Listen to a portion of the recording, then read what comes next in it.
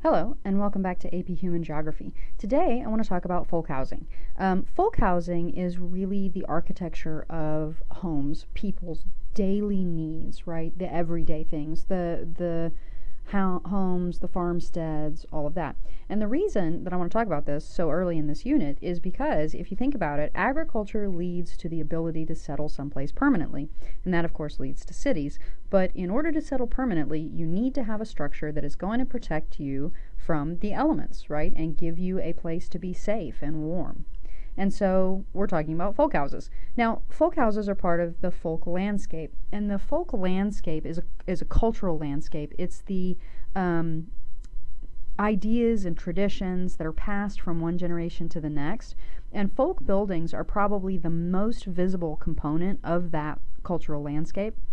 And oftentimes, they are actually the basis for the unique character of any region, partly because lots of cultures end up being isolated, and so they're not sharing these kinds of things. Part of it is because different cultures have different ideas of what's useful, what's attractive, things like that. Now, the type of structure is going to be based on the needs of the people and what is available to them. And so we actually will classify folk houses by the materials that are used to build them, and that's how we're going to deal with it in this PowerPoint. And folk houses can range from massive stone mansions to temporary tiny one-room brush huts. Okay, so I just want to look at two structures really quickly. The first, they're both very famous, and Mesa Verde is the first one. It's the home base of the Anasazi. It was abandoned fairly rapidly. It was abandoned in a very short period of time, suddenly. Okay, it's built around these kivas, which are circular ceremonial underground rooms, and the village itself is going to be made of adobe, mud brick, because that's what they have available. They're actually called pueblos by the Spanish. But anyway, and then people are going to live in those, and there's you're looking at a city, right? Everything that you need to have everybody living together.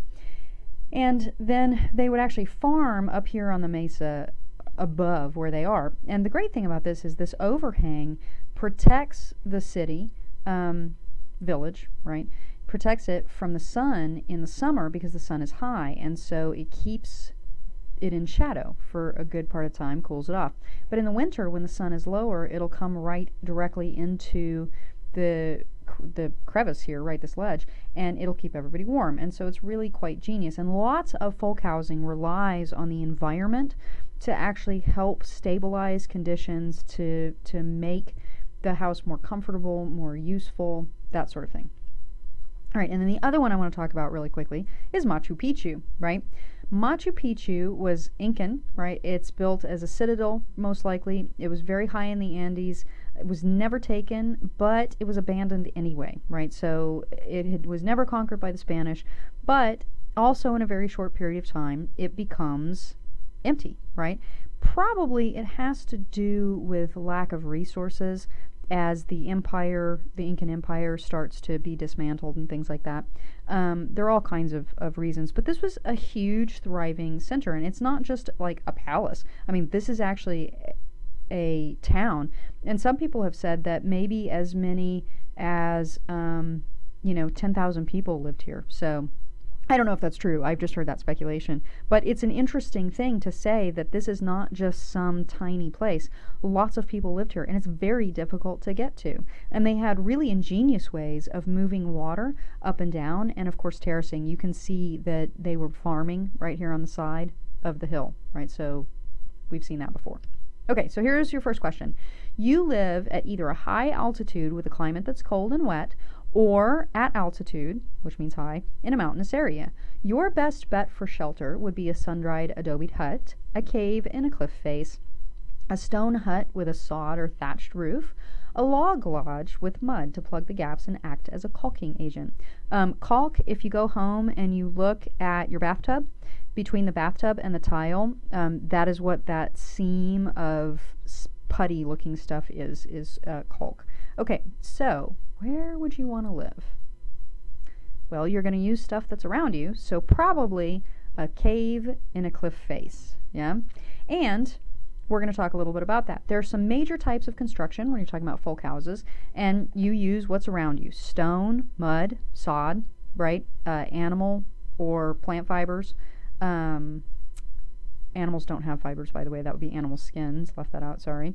Logs, half timbered, which is half kind of the mud sod idea and half lumber.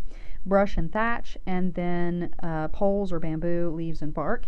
And I want you to think, as you're looking at this list, think of where do you think you would find each of these kinds of things. And here is a map where you actually do find each of these things. Okay, so we're going to start with stone construction. This is going to be found in the Mediterranean, the interior of India, Europe, and the Andes. Okay, so it's going to be rocky places with not lots of trees. You can actually create an entire landscape of stone, and in many ways, this is Mallorca. You can see that the houses actually blend directly into the hillside. And then this is Scarabray, which is really famous. This is in Scotland. It's in the Orkney Islands. It's very, very far north.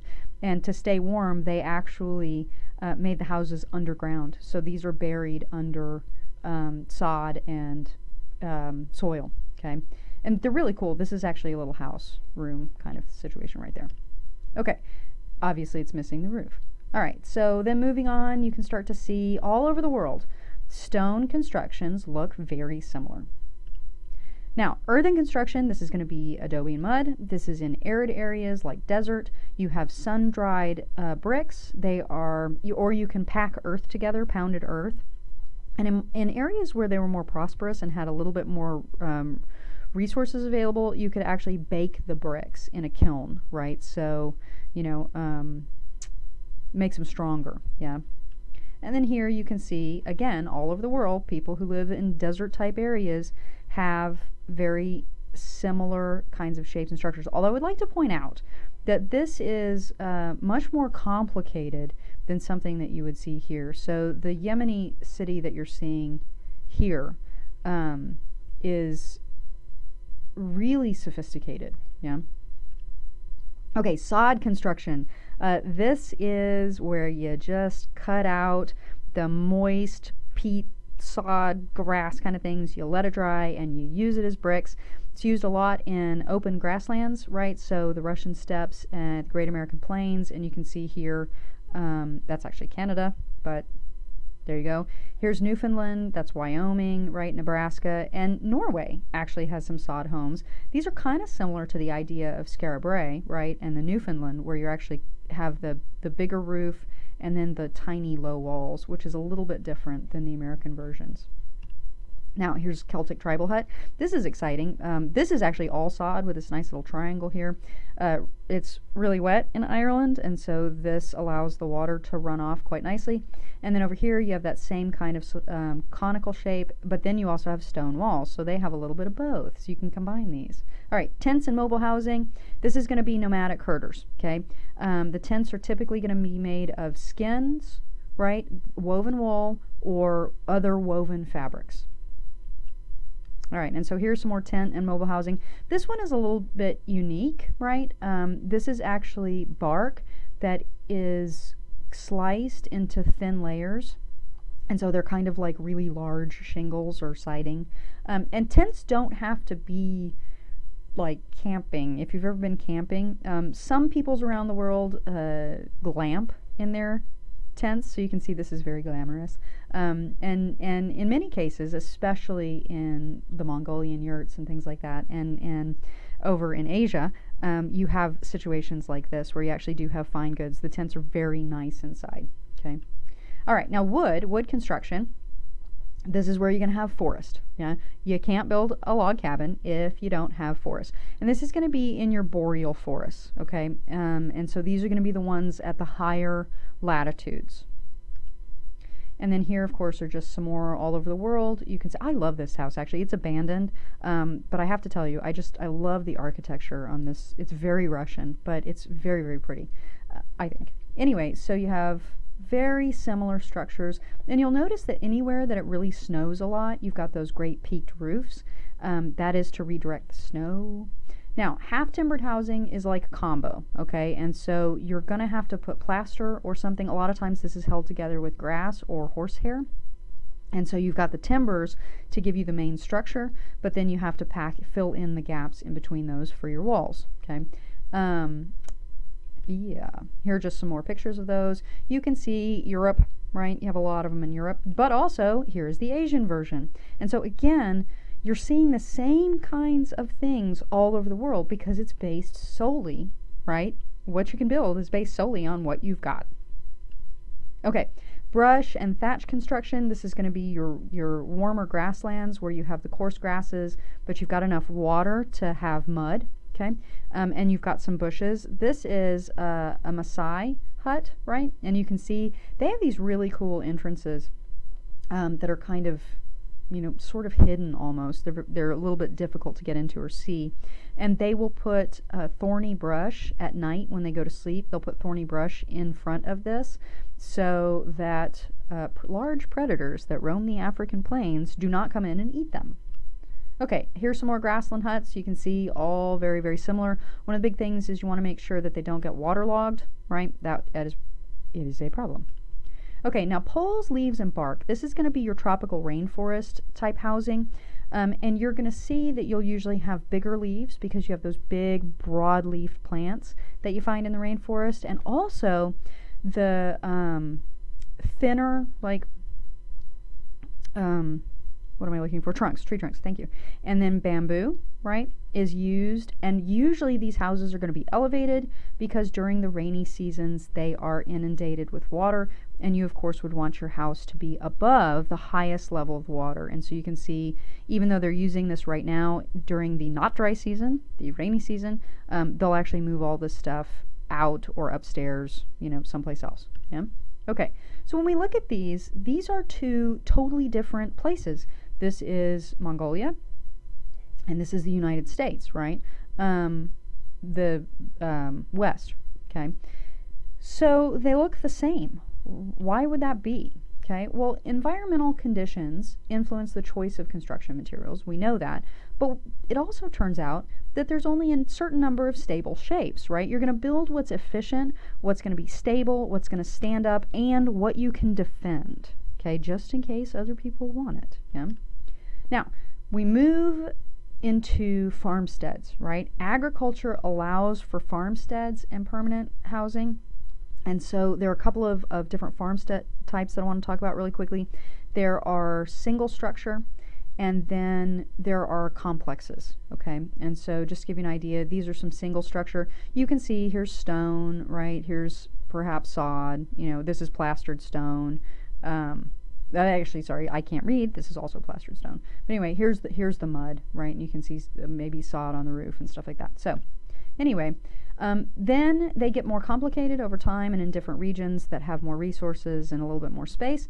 And you can have the courtyard farmstead, and that is great because you can have the livestock in one building, people in another building, grain supplies, food supplies in this building, and you can defend it easily because there is only one entrance.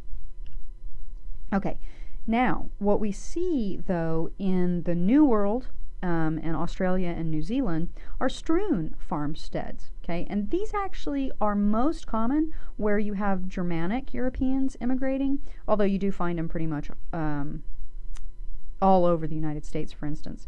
But the buildings actually are not really connected to each other. I mean, they're just kind of spread out. So you've got the house over here, you've got the barn over here, right? In this case, these are separate. In this one, the house is up here, and these are all just like, farm buildings. So it depends. It's kind of haphazard. All right, now, when you look at a house, you want to start looking at what are the features that are dealing specifically with climate, okay? And so here again, you have those nice pointed roofs, so you can have the snow and rain falling off. You've got chimneys right here. You have one actually centrally located. You have these nice big porches because it's cool enough for people to actually spend time outside. All kinds of things. And so they're similar. You can tell that they're dealing with similar climates. So what are the houses of the United States? Well, we have them all. We have a rich building history. And here is just a nice picture of some of the more common traditional American housing styles. So, when we start thinking about housing, there is a diffusion, right, of housing traditions that goes across the country. And you can see, right, you have these major places, these kind of ports of entrance for housing types. And they're going to be different because these are three very different climates. Okay, so just to describe each of those traditions, you have the New England, it's sometimes called the Yankee. You've got big, heavy structures with steep roofs and massive chimneys. They're coping with intense winters, heavy snows. You've got the Middle Atlantic. These are probably the most influential. They kind of start out with log cabins and then move into I houses. We'll talk about that in a second. There's the Southern, right, tradition. That's going to be dealing with heat and humidity. And then you have the Western tradition, and that was not on the map that I showed you, but we are actually pretty familiar with that. That's going to be your adobe bricks or your smooth square structures. Yeah. Okay, so the New England hearth homes, these are the Yankee or New England folk houses. You can see they're pretty much boxes. They're made of wood. They're actually a variety of floor plans, but what they all have in common is this big roof to redirect the snow, and here's one in the snow, okay? And here's actually a later version. It's Southern New England. It's kind of a sub-culture of houses there, if you will. All right, now the Middle Atlantic hearth, we've got log cabins, okay, and this is really the originating place of the log cabin. And then you have the I house, and we're going to come back to the I house in just a little bit because you will probably recognize the structure because it's a really basic plan that's kind of fundamental to modern architecture and architecture later, okay. Then you have the Southern hearth. Those are going to be the Southern Tidewaters and the Mississippi Delta homes. And while all of the traditions have different categories, sort of, I really didn't talk about them, but I do want to talk about it with the Southern hearth because the Southern Tidewater and the Mississippi Delta homes are radically different, okay?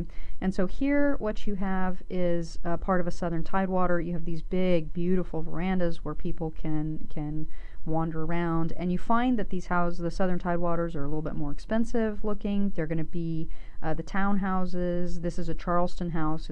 It's a row house. Again, you have these long. Oh, it's not a row house. My bad. You have these.